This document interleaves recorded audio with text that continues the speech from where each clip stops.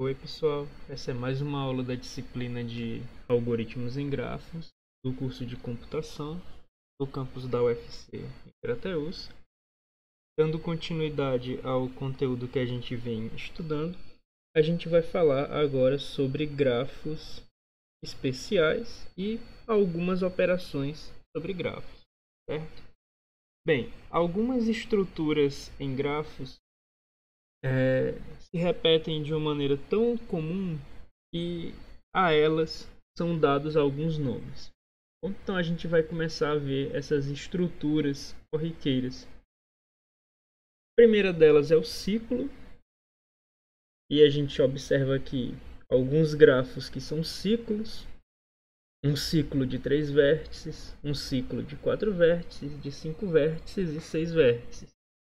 E o que se pode notar em um grafo que é um ciclo, digamos um CK, é que ele possui K vértices e K arestas, e é possível sair de um dos seus vértices, percorrer todas as arestas do grafo e voltar para o mesmo vértice, tá bom?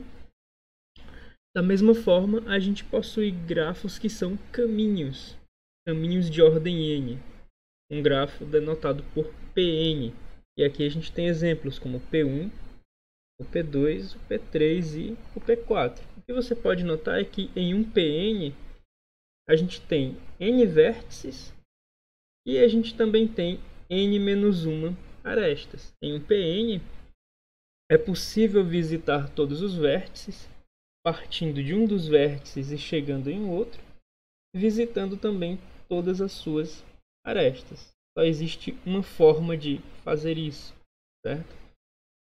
Você pode notar também que falta apenas uma aresta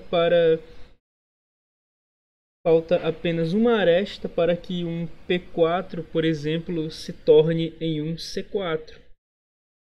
Ou falta apenas uma aresta para que um P3 se torne em um C3, tá bom? Então a gente tem essa relação de que os P's eles podem ser obtidos a partir dos C's pela remoção de uma aresta, certo? A gente tem esses exemplos de grafos que são ciclos e grafos que são caminhos. Um outro tipo bastante comum de grafo é o grafo completo.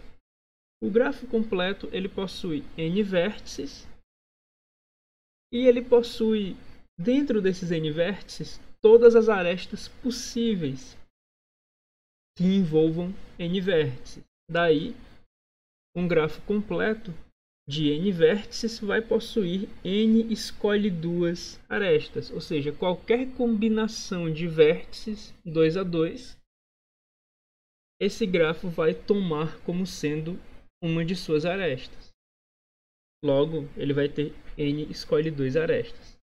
O grafo completo de n vértices a gente representa por Kn. Isomorficamente, só existe um grafo completo com n vértices. E por isomorficamente, eu quero dizer que você pode mudar os nomes dos vértices, mas estruturalmente vai ser sempre o mesmo grafo, tá bom? Aqui a gente tem o grafo completo de um vértice, o grafo completo de 2 vértices, o grafo completo de 3 vértices tem de ser um triângulo, o grafo completo de 4 vértices e o grafo completo de 5 vértices. Uma coisa que você pode notar entre os grafos ciclos, os CNs, é que todo vértice num grafo ciclo possui grau 2. Afinal, todo vértice num grafo ciclo tem uma ligação com o vértice anterior e uma ligação com o vértice posterior. Bem? Da mesma forma, um grafo completo de n vértices vai ter todos os seus vértices com grau igual a n-1. E isso ocorre pela própria definição de um grafo completo. Em um grafo completo, um vértice é vizinho de todo o outro vértice. Daí, um vértice em um grafo completo possui grau n-1. E como isso é válido para todo vértice, então todo vértice em um grafo completo possui grau n-1. Quando isso ocorre, quando ocorre de um grafo possuir todos os vértices com o mesmo grau, a gente chama esse grafo de regular. Se um grafo regular possui todos os seus vértices tendo um grau, digamos, R, então a gente chama esse grafo de R regular. Portanto, um grafo ciclo, um CN qualquer, é 2 regular, e o grafo completo de N vértices ele é N-1 regular. Diferente de grafos regulares, a gente pode criar uma notação, na verdade, uma definição apenas para mostrar que ela é impossível de acontecer. A gente pode criar o conceito de grafos irregulares. Ao contrário de grafos regulares, grafos irregulares não possuem 2 vértices com o mesmo grau, ou seja, o grau de cada vértice em um grafo irregular é diferente dos graus dos outros vértices nesse grafo. E isso é impossível, e a gente tem o teorema 1.9 com um argumento de contagem mostrando que de fato é impossível, ou seja, nenhum grafo não trivial vai ser irregular. E isso ocorre por um motivo bem simples. Em um grafo de n vértices, a gente possui graus que vão de 0 para um vértice isolado até n-1, para um vértice que é vizinho de todo outro vértice. Se a gente distribuir n vértices entre esses possíveis graus, de tal forma que nenhum vértice tenha o mesmo grau, então a gente vai acabar tendo um vértice com grau 0 e um vértice com grau n-1. É impossível, já que o vértice com grau 0 está dizendo para a gente que ele é vizinho de ninguém, e o vértice com grau n-1 está dizendo para a gente que ele é vizinho de todo mundo. Ou seja, pelo vértice de grau 0 não deve haver uma aresta entre ele e o vértice de grau n-1, e pelo vértice de grau n-1 deve haver uma aresta entre ele e o vértice de grau 0. Absurdo. Então, não pode haver grafos irregulares, não triviais. Um grafo 3 regular também é chamado de grafo cúbico. E um exemplo de um grafo cúbico é um grafo completo de 4 vértices. Um dos grafos mais notáveis em teoria dos grafos é o grafo de Petersen, e essa figura traz 3 formas de desenhar o grafo de Petersen, ou seja, aparentemente são 3 grafos distintos, mas isomorficamente são o mesmo grafo. Tudo bem? Ou seja, estruturalmente são o mesmo grafo, apesar de terem desenhos diferentes. E o grafo de Petersen é um grafo cúbico bastante notável, porque ele acaba sendo contra-exemplo para diversas conjecturas que foram refutadas ao longo do desenvolvimento de teoria dos grafos. Quando um grafo não possui triângulos como subgrafos, a gente diz que o grafo é livre de triângulos. Essa é uma outra classe bastante estudada em teoria dos grafos, porque ela possui diversas propriedades interessantes, a classe dos grafos livres de triângulo. A cintura de um grafo é o comprimento do seu menor ciclo, e a circunferência de um grafo é o comprimento do seu maior ciclo. Naturalmente, esses dois conceitos são aplicáveis apenas para grafos que possuem ciclos. Para florestas são justamente grafos acíclicos. Para florestas, esses conceitos não têm validade.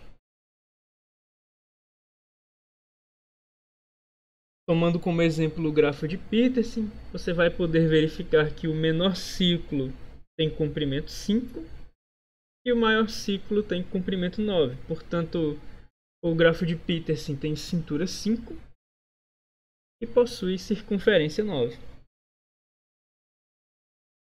Se a gente notar, o próprio fato de a cintura do grafo de Petersen ser 5 quer dizer que o menor ciclo tem comprimento 5. Portanto, não existem ciclos de comprimento 3 no grafo de Petersen. De outra forma, a cintura seria menor que 5. A gente pode notar, então, com essa informação da cintura, que o grafo de Petersen é um grafo livre de triângulos. Uma classe bastante importante que é livre de triângulos, e ela é muito importante porque com ela a gente pode modelar diversas situações reais, são os grafos bipartidos. Um grafo bipartido, ele é caracterizado dessa forma porque a gente consegue particionar o conjunto de vértices desse grafo em duas partes, digamos o IW, de tal forma que toda aresta do grafo G ocorre com um extremo no conjunto U e o outro extremo no conjunto W. Ou seja, um grafo G ele é bipartido caso haja uma partição dos seus vértices em U e W, de tal forma que toda aresta possua um extremo em U e o outro extremo em W. Ou seja, caso nenhuma aresta possua os dois extremos em U e os dois extremos em W. Aqui a gente tem um grafo bipartido. Observa que não existem arestas entre esses vértices de cima, assim como não existem arestas entre esses vértices de baixo. Todas as arestas ocorrem com um extremo em um vértice da parte de cima e o outro extremo em um vértice da parte de baixo. Logo, esse grafo G ele é bipartido e os vértices de cima formam uma de suas partes, assim como os vértices de baixo formam a sua outra parte.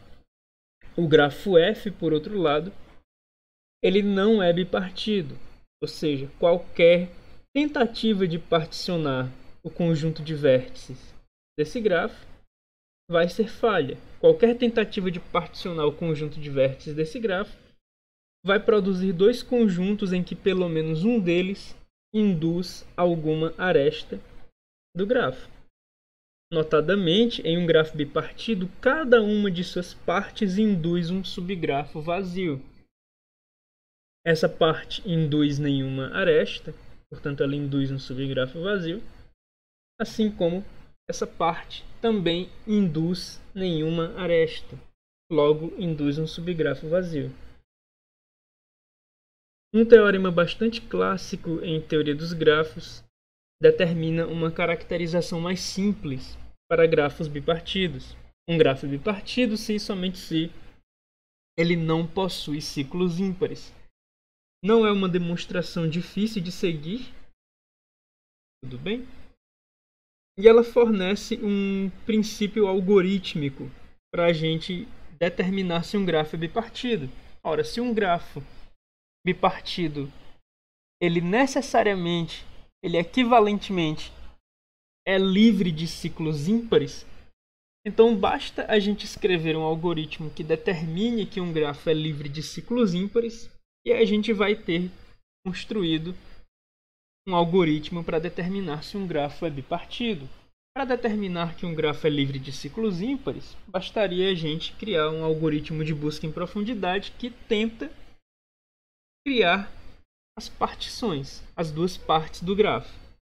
Esse algoritmo falha na presença de um ciclo ímpar, justamente porque um ciclo ímpar ele vai ter uma aresta de retorno na busca em profundidade que vai contradizer a nossa tentativa de particionar o conjunto de vértices.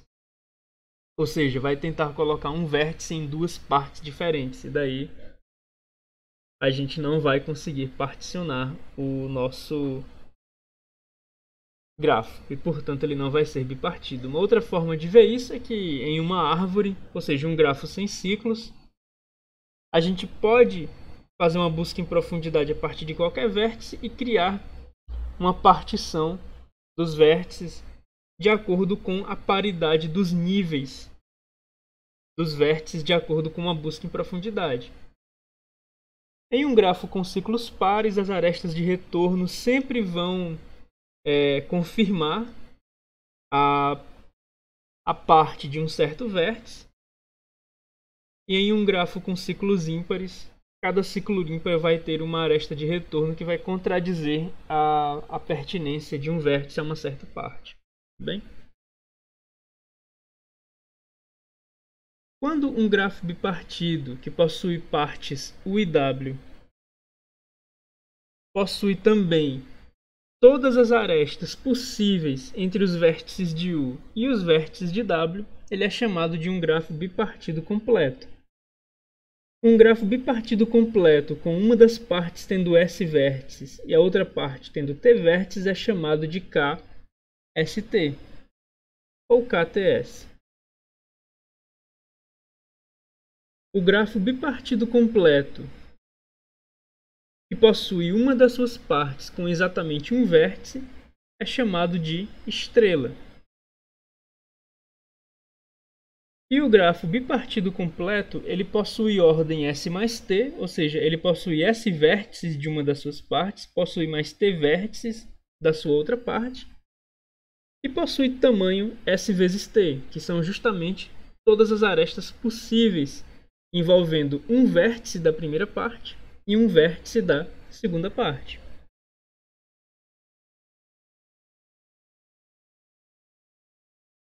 O grafo bipartido completo R regular é denotado por KRR, possui dois R vértices e naturalmente possui R ao quadrado arestas. Em um grafo bipartido completo R regular, o grau mínimo, que acaba sendo também o grau máximo, é justamente n sobre 2. E claro, todo grafo bipartido é livre de triângulos, afinal triângulos são ciclos ímpares. E como um grafo bipartido não possui ciclos ímpares, naturalmente um grafo bipartido não possui triângulos.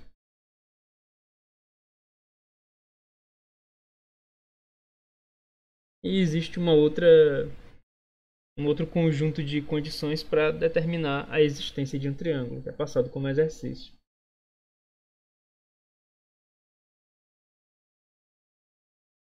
Aqui a gente tem um teorema que caracteriza grafos bipartidos. Quando G é bipartido completo, isso é equivalente a gente dizer que esse grafo bipartido não possui um P4 como um subgrafo induzido. Isso aqui é um outro teorema clássico de teoria dos grafos, cuja demonstração não é tão difícil de acompanhar. A gente pode generalizar o conceito das partes e não falar apenas de bipartido, mas falar de 3 partido, de 4 partido, de 5 partido. E a partir disso a gente pode falar de grafos K-partidos completos, ou seja, o grafo que é K-partido completo, que é denotado por K, N1, N2 até Nk, ele é o grafo cujo conjunto de vértices pode ser particionado em V1, V2, Vk, as partes do conjunto de vértices, de tal forma que cada uma dessas partes tenha o número de vértices indicado no subscrito em ordem, de tal forma que a aresta UV ela pertence ao conjunto de arestas desse grafo apenas quando cada um desses extremos se encontra em partes diferentes. Aqui a gente tem 4 exemplos de grafos K-partidos, né? Um grafo bipartido completo, usual, uma estrela. Nota que ela tem esse nome porque o desenho dela é bastante sugestivo, né? Ela pode ser desenhada de forma bastante sugestiva. Uma das partes ao centro e a outra parte desenhada em torno desse centro vai fazer com que as arestas elas sejam desenhadas, digamos, fugindo desse centro, né? Ou seja, apontando para fora desse centro. E daí a gente vai ter um desenho que lembra bastante uma estrela. Aqui a gente tem um grafo 4-partido completo.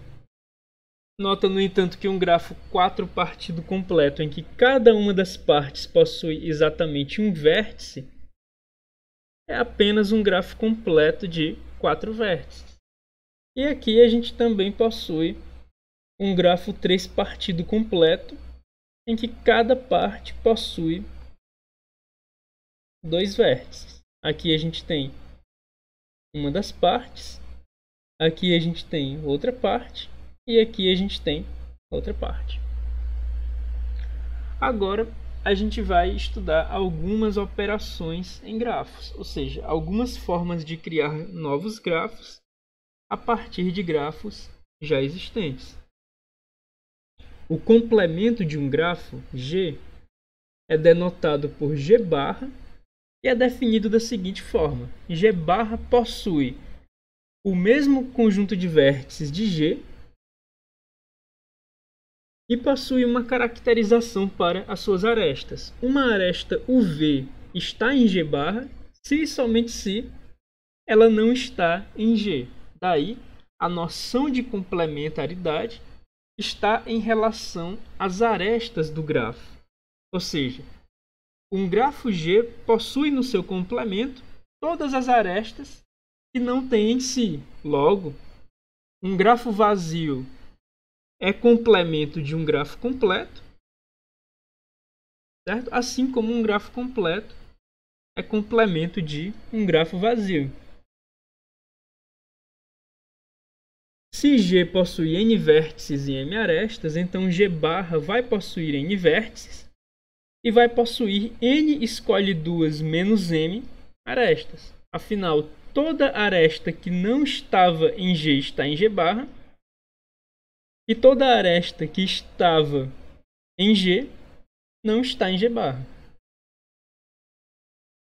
Quando G é isomórfico a G barra, esse conceito ele não foi dado nas videoaulas, mas ele é fácil de entender. Dois grafos são isomórficos quando estruturalmente eles são o mesmo grafo, apesar de poderem possuir desenhos de estarem representados de maneiras diferentes ou com nomes diferentes para os seus vértices, mas estruturalmente são o mesmo grafo. Então a gente diz que quando um grafo G ele é isomórfico ao seu complemento, a gente diz que G é autocomplementar. Você pode verificar que dois exemplos de grafos autocomplementares são P4 e C5. Uma outra operação para a construção de grafos maiores a partir de grafos menores é a união. Geralmente, quando se faz a união de dois grafos para evitar confusões e para ter resultados significativos, a gente admite que esses grafos não possuem vértices em comum. E daí, o conjunto de vértices da união é a união dos conjuntos de vértices dos grafos, e o conjunto de arestas da união é a união dos conjuntos de arestas dos grafos. Além da união, a gente também tem a operação de join, que não cria um grafo composto de duas partes isoladas, vamos dizer assim. Em uma join de dois grafos G e H, representado por G mais H, o conjunto de vértices permanece sendo a união dos vértices, mas o conjunto de arestas vai ter, para além das arestas contidas na união dos dois conjuntos de arestas, vai ter também arestas que ligam cada vértice de G a cada vértice de H. Daí a gente pode notar alguns joins bem interessantes.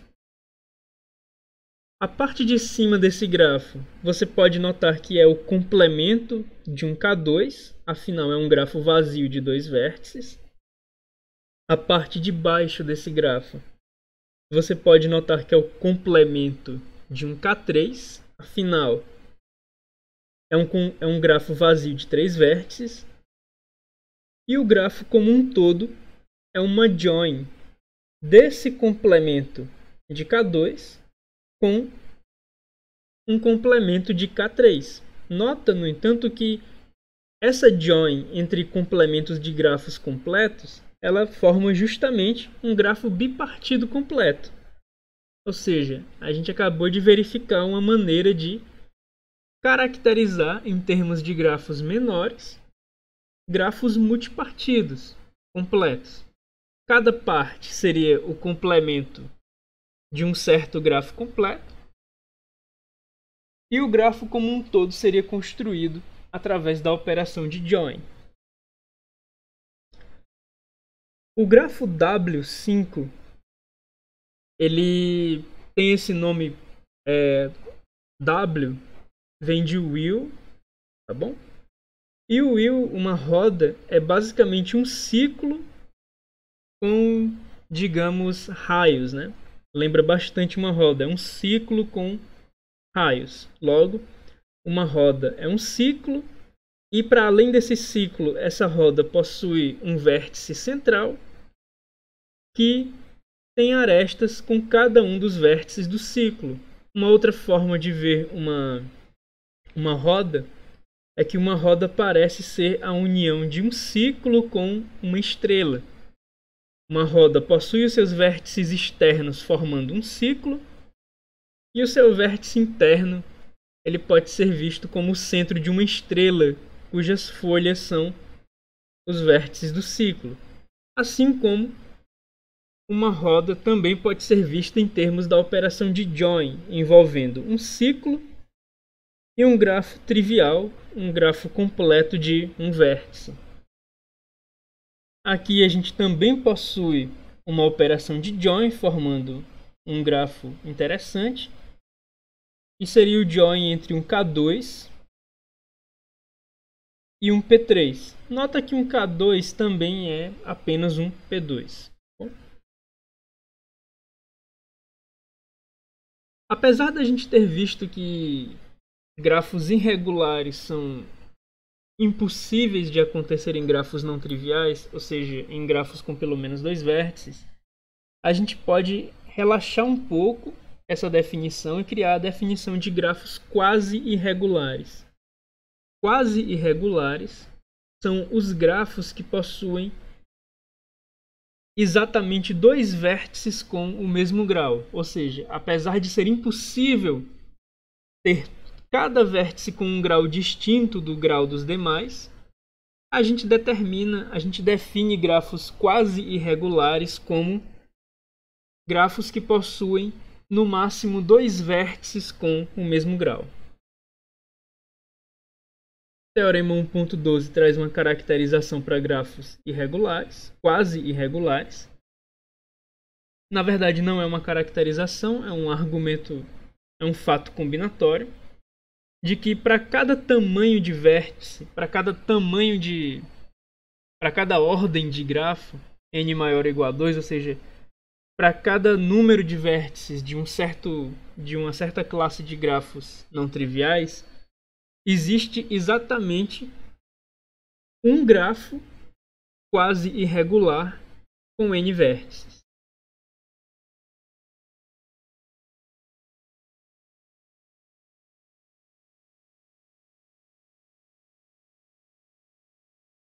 As operações que a gente viu até o momento, união e join, elas se aplicam a grafos 2 a 2, ou seja, são operações binárias. A união, a gente viu a união de dois grafos, a gente viu o join de dois grafos, mas é perfeitamente possível conceber a união de K grafos.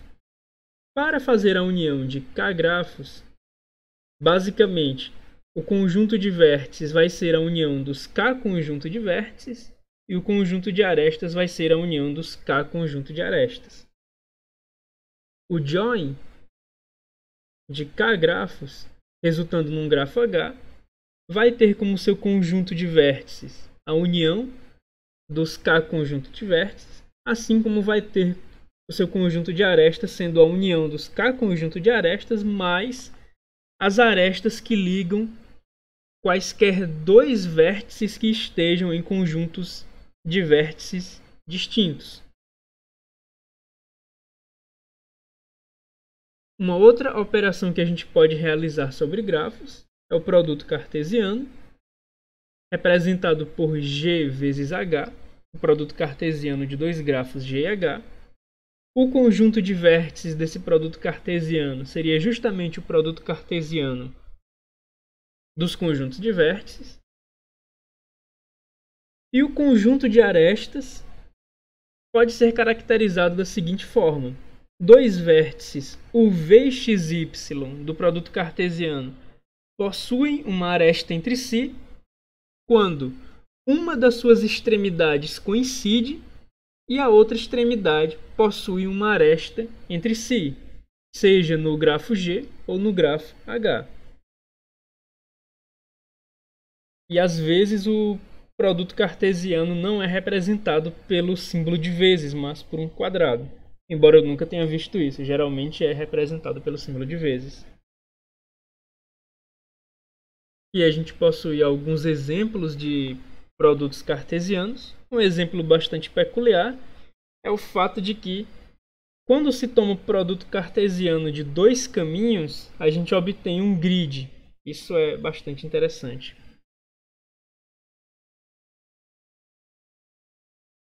A gente também possui a classe dos cubos ou dos hipercubos, que são construídas recursivamente. Os hipercubos são construídos recursivamente via produto cartesiano, ou seja, o primeiro n cubo é o grafo K2, o segundo n cubo ele é o produto cartesiano de 2Q1 e o enésimo hipercubo ele vai ser denotado pelo produto cartesiano do hipercubo anterior por um K2. Daí a gente tem uma sequência de hipercubos. O primeiro hipercubo, ele sofrendo a operação de produto cartesiano junto com um K2. Esse Q2 sofrendo a operação de produto cartesiano junto com um K2. E por fim o Q4, que é obtido a partir de um produto cartesiano entre o Q3 e um K2. A nossa última definição, a definição de grafo-linha, é tanto uma operação como um tipo de grafo. Tanto que a gente denota ela com uma notação, uma espécie de função. O grafo-linha de G essencialmente promove as arestas de G a vértices e determina que duas arestas, agora vértices, são adjacentes se e somente se elas eram incidentes no grafo G, certo? Então, no grafo linha de G, a gente vai ter as arestas de G como sendo os vértices e duas arestas, agora vértices, no grafo linha de G são adjacentes se e somente se elas eram adjacentes em G, ou seja, se essas duas arestas, agora vértices, possuem pelo menos um extremo em comum. Bom, com essas definições, a gente tem encerrado a aula de hoje e a gente volta na próxima aula. Então, até lá!